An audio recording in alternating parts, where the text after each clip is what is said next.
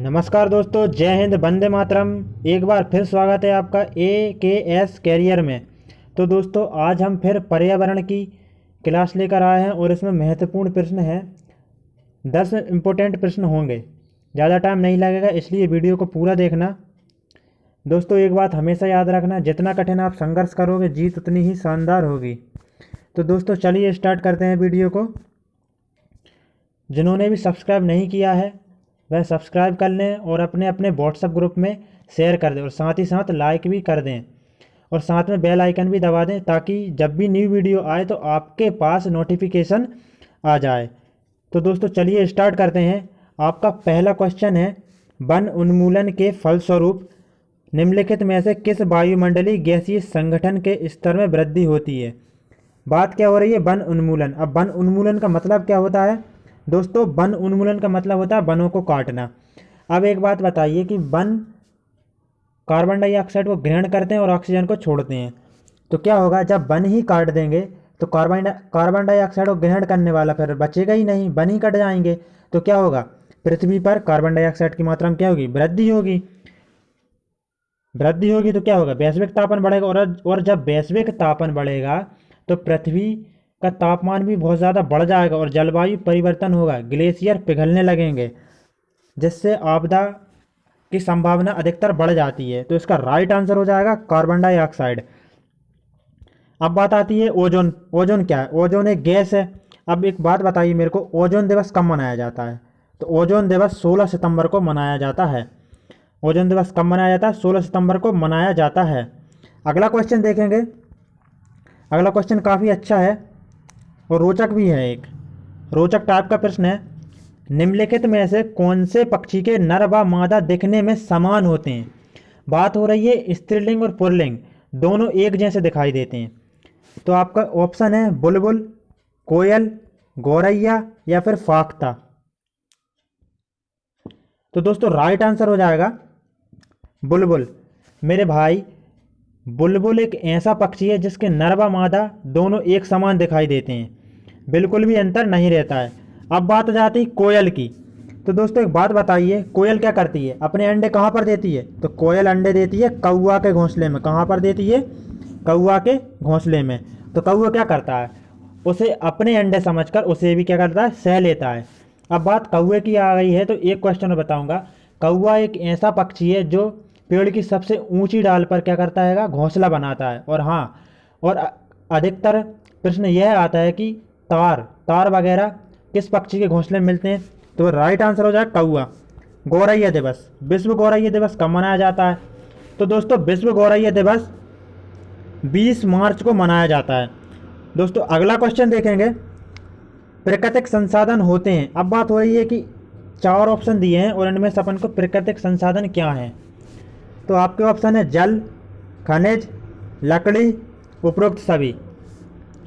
तो दोस्तों right answer हो जाएगा उपरोक्त सभी। अब एक बात बताइए मुझे, जल क्या प्राकृतिक संसाधन नहीं है? हमें प्रकृति से ही तो प्राप्त हुआ है, ऐसा तो नहीं है कि हम उसे बना रहे हों। खनिज और लकड़ी वनों से प्राप्त होती है। वन क्या है? वन एक प्राकृतिक संपदा है।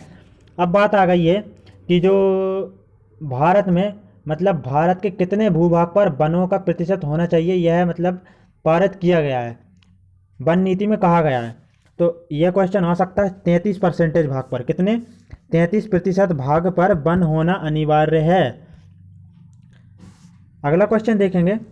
अगला क्वेश्चन भी काफ़ी अच्छा है। कीटभक्षी पादप जिस मृदा पर उगते हैं उसमें कौन सा तत्व नहीं होता है? आपने सुना होगा कि वह पौधा कौन सा है जो कीड़े मकोड़ों को खाता है। सुनने में तो एक अचंभित सा लगता है कि ये कैसे हो सकता है, एक पौधा कीटों को कैसे खा सकता है। तो दोस्तों चलिए आज मैं आपके इस कन्फ्यूजन को दूर करता हूँ। क्या होता है कीटभक्षी? नेफेंथियस बोला जाता है या इसको हिंदी में घटपर्णी बोला जाता है। अब कीटभक्षी पौधे, अब कोई भी पौधा हो उसको उगने के लिए नाइट्रोजन की आवश्यकता होती है। अब अपन ने देखा होगा कि खेत में अपन यूरिया का छिड़काव करते हैं। क्यों करते हैं? क्योंकि उसमें 46% क्या होता है? नाइट्रोजन होता है। तो नाइट्रोजन से क्या होता है? फसल अच्छी होती है या पेड़ पौधे मतलब अच्छे से ग्रो करता है। तो कीटभक्षी पौधा जो रहता है ना, उस प्रकार की मृदा में उगता है। उसकी प्रकृति ही ऐसी है कि वो नाइट्रोजन यदि उस मृदा में होगा तो वो उसमें उगेगा ही नहीं। अब नाइट्रोजन नहीं होगा तो वो क्या करेगा, कीड़ों मकोड़ों को खाकर नाइट्रोजन प्राप्त करता है। उसका एक घड़े नुमा उसकी संरचना होती है, उसका मुंह रहता है, तो बस वह उनको फंसाकर खा जाता है। तो ये राइट आंसर हो जाएगा इसका क्या, नाइट्रोजन हो जाएगा। अगला क्वेश्चन देखेंगे।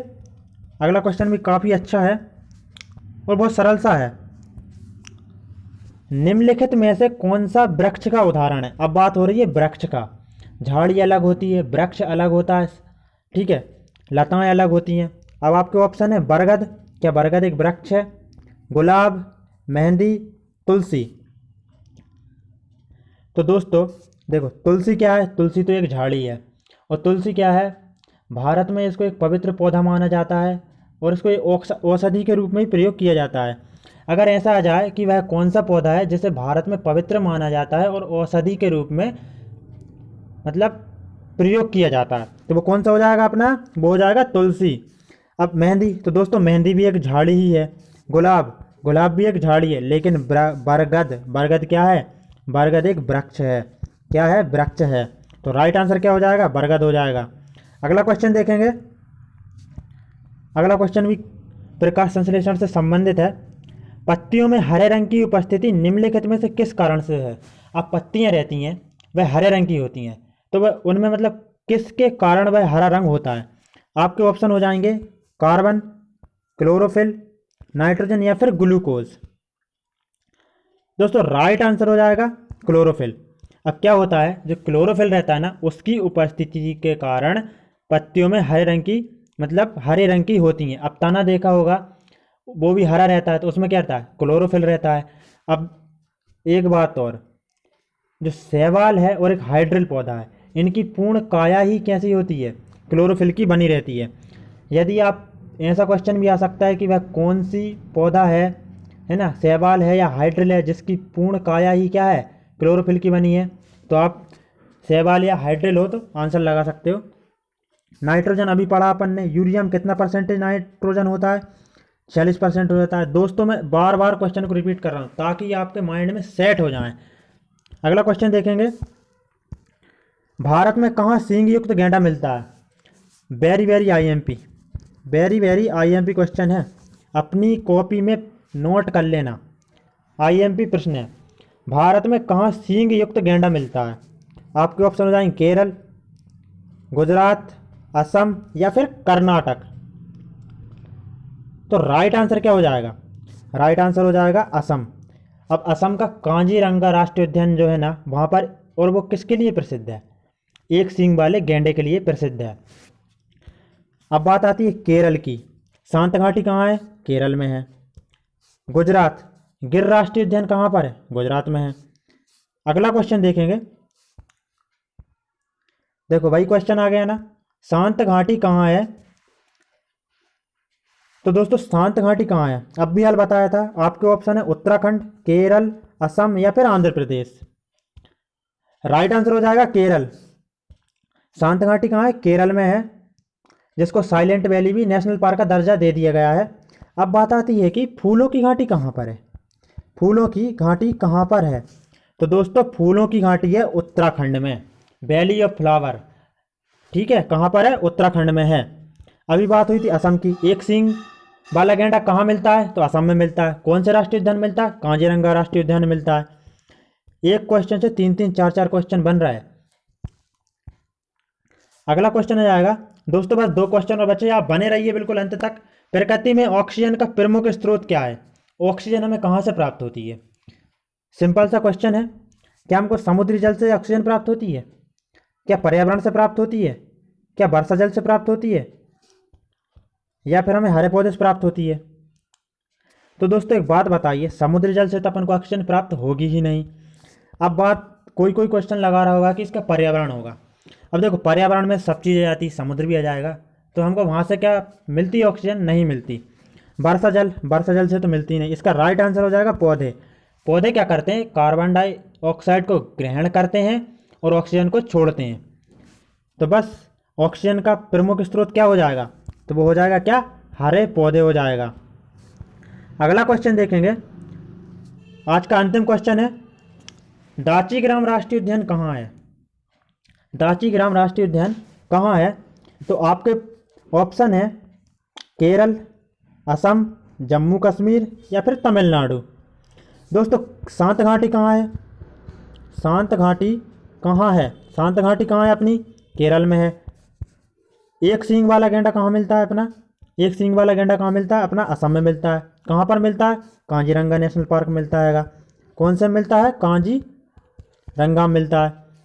जम्मू कश्मीर, अब जम्मू कश्मीर में हेमिस है, दाची-ग्राम राष्ट्रीय उद्यान है, काफ़ी इंपॉर्टेंट है ये। तो राइट आंसर क्या हो जाएगा? राइट आंसर हो जाएगा जम्मू कश्मीर। दाची-ग्राम राष्ट्रीय उद्यान कहाँ पर है दोस्तों? जम्मू एंड कश्मीर में है। तो हेमिस राष्ट्रीय उद्यान भी कहाँ पर है? जम्मू एंड कश्मीर में है। तो दोस्तों आज के हमारे 10 क्वेश्चन पूरे हो गए हैं। जय हिंद, वंदे मातरम। दोस्तों आप हमारे साथ जुड़े रहिए AKS कैरियर के साथ, हम आपको सफलता दिलाने में भरपूर कोशिश करेंगे। जय हिंद, वंदे मातरम दोस्तों।